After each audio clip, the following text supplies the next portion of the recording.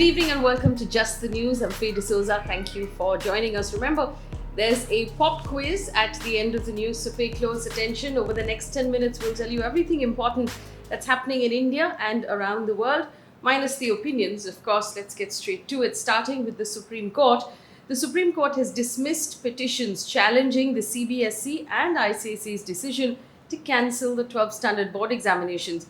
It has also approved the assessment scheme that has been drawn up by the boards to evaluate students instead of the examination. The central government told the Supreme Court that there cannot be one uniform assessment policy across boards, which is the CBSE, ICSE and the 32 state boards right now, because those state boards are autonomous. Now, this has to do with the CBSE's decision to have an assessment policy involving class 12, 11 and 10 standard scores. ICSE has a scheme right now to calculate marks based on the performance of students for the last 6 years. Last week, the central government released a draft on the Cinematograph Amendment Bill 2021. The new draft proposes to amend the 1952 Act with the provisions that will give the central government revisionary powers and enable it to re-examine films that have already been cleared by the Central Board of Film Certification, otherwise known colloquially as the Censor Board. Now, the current Act in Section 6 equips the central government to call for records of proceedings in relations with a film certification wherever it feels necessary. The ministry has explained that the revision of that Act will mean the central government, if the situation is warranted, has the power to reverse the situation or the decision of the board. Currently, according to the Karnataka High Court decision, the centre is not given the revision powers in respect to films already certified by the censor board. This change will now flip that over.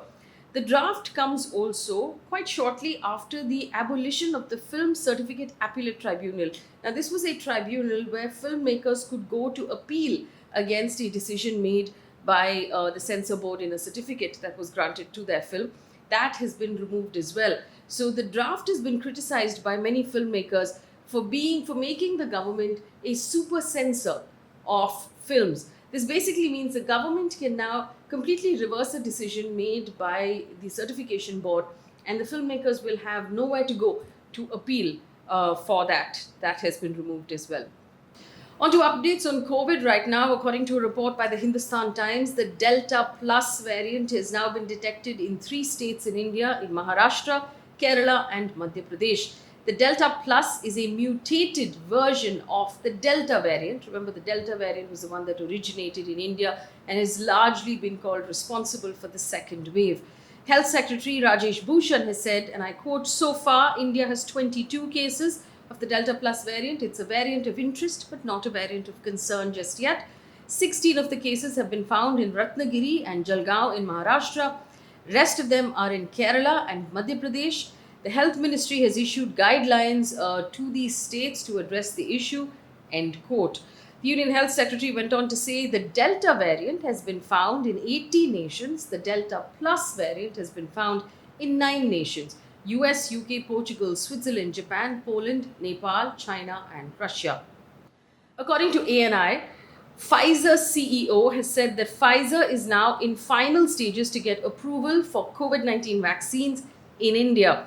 He said, and I quote, "I hope very soon we finalize an agreement with the government," end quote.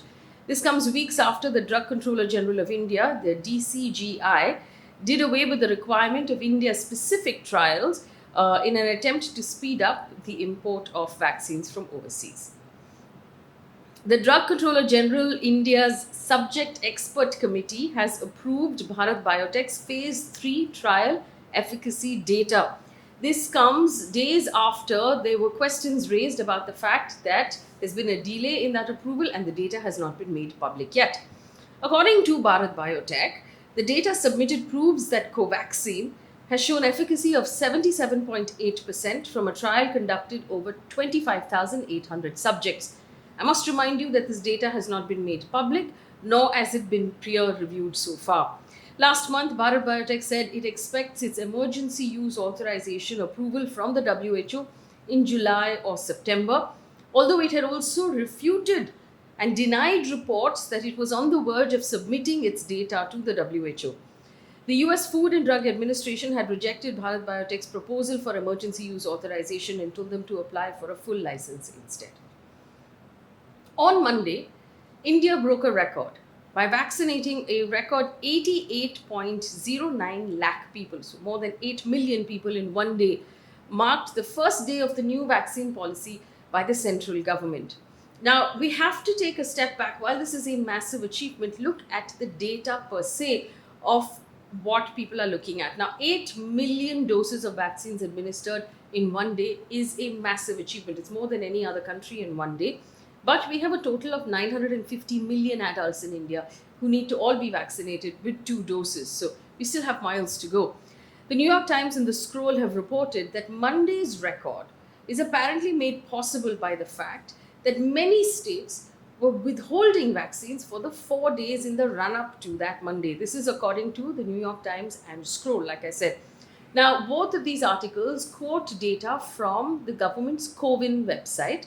It says, according to Scroll, that Madhya Pradesh was the state with the highest numbers on Monday. It actually administered 16.9 lakh doses, but on Sunday, the day before that, it had administered 692 doses across the entire state.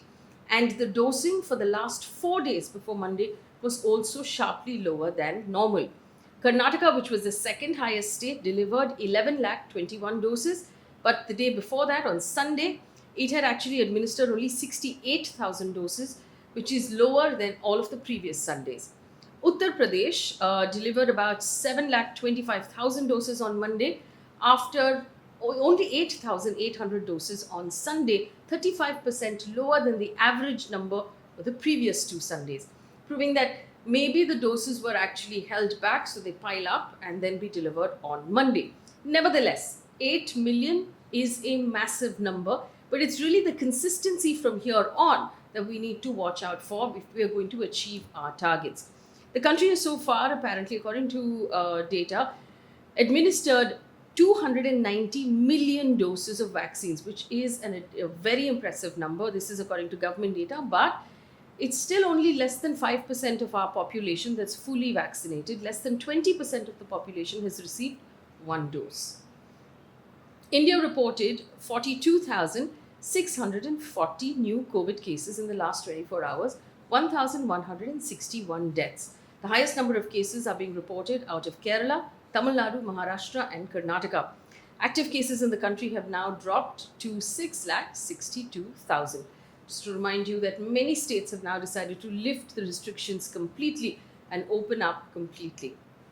Delhi Deputy Chief Minister Manish Sisodia on Monday said the central government has not given vaccines free to the 18 plus age group yet.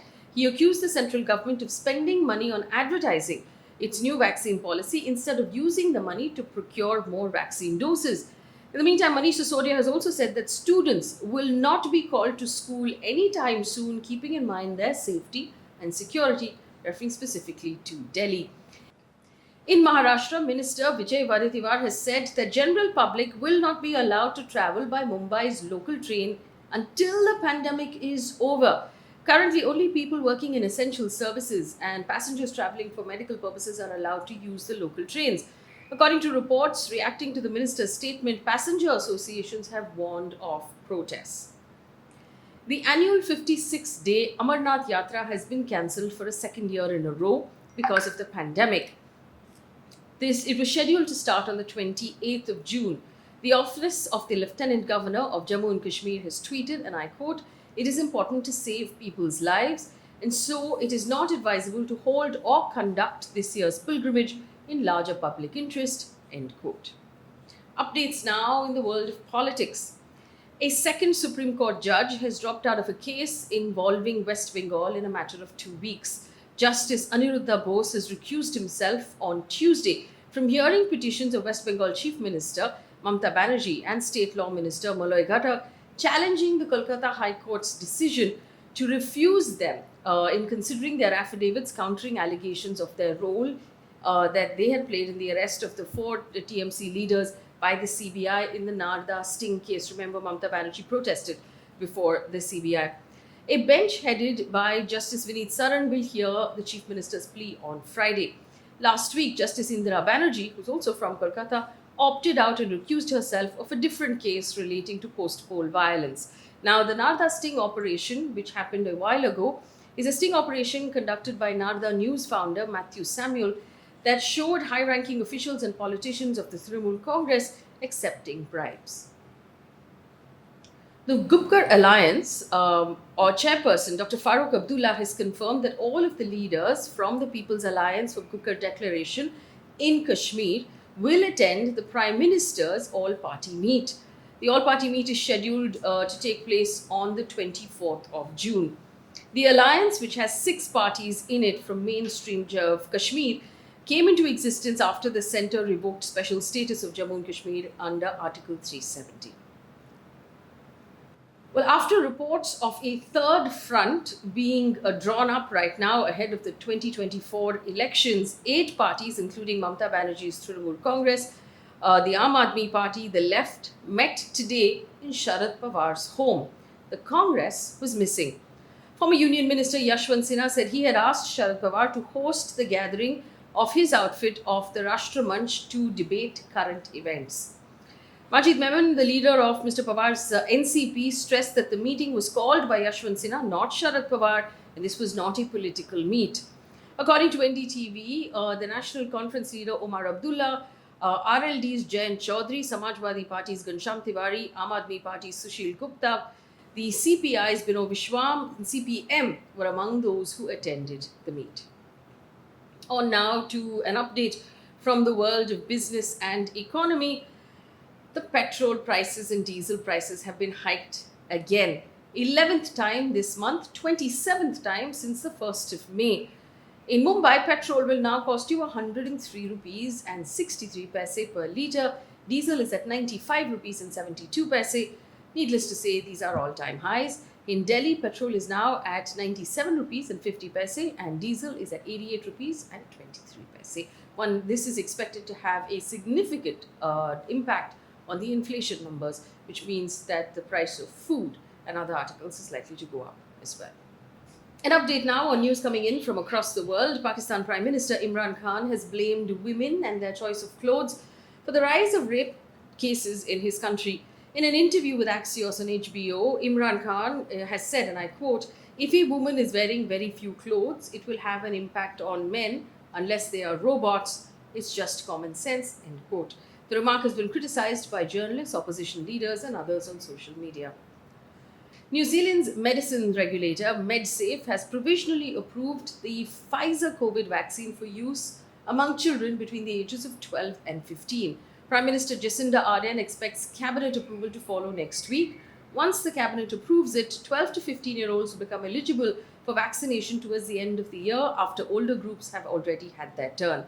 The other countries that have approved vaccinations for this age group: Canada, US, UK and Japan. In news coming in from AFP, the Taliban has captured Afghanistan's main border crossing in Tajikistan, with security forces abandoning their posts and some fleeing across the frontier. The seizure of Shirkhan Bandan is the most significant gain of the Taliban since the US began its final stage of troop withdrawal in May. Taliban spokesperson Zahibullah Mujahid has confirmed that insurgents had seized the crossing across the Pinaj River. Updates now from the world of sports. World number 12 tennis player Denis Shapovalov has withdrawn from the Tokyo Olympics because of the ongoing pandemic. Denis tweeted that after careful consideration, "I want to let you know that I will not be participating in the Olympics this year. Representing Canada means the world to me, but due to the current situation, my team and I have decided that this is the best decision for everyone's safety." End tweet. Denmark and Belgium have qualified for the knockout phase of the ongoing Euro 2020. Belgium beat Finland at 2-0 to finish at the top of their group with 9 points from 3 matches, continuing their very good streak in the tournament, while Denmark claimed an astonishing victory over Russia 4-1 for their first win in the group to scramble into that last 16 category. One piece of positive news, of course, before we leave you for the day. This has to do with sports as well. New Zealand Prime Minister Jacinda Ardern on Tuesday defended the selection of transgender weightlifter Laurel Hubbard for the upcoming Tokyo Olympics. Now, the 43-year-old's inclusion has been a matter of debate, with her supporters welcoming the move and critics questioning the fairness of a transgender athlete competing with women in the tournament. Hubbard has become the first transgender athlete to compete in the Games after she was selected by New Zealand's team in the women's super heavyweight 87 kg category. She'd competed in the men's weightlifting competitions before her transitioning in 2013. This has sparked debate over the inclusion of transgender athletes in the Olympics this year. Of course, like I promised, there is our quiz for the day to check how well you were listening to the news while we were reading it out to you. I told you, of course, that fuel prices in India have been hiked again, and this is information we've been bringing to you. So here's the quiz question. How many times has the price of petrol been hiked in India since the 1st of May? That's our quiz question. Leave the answer in the comments. It will be, of course, that fun thing that our parents used to do with us as kids when we were watching the news as children. Thank you so much for watching. Good night.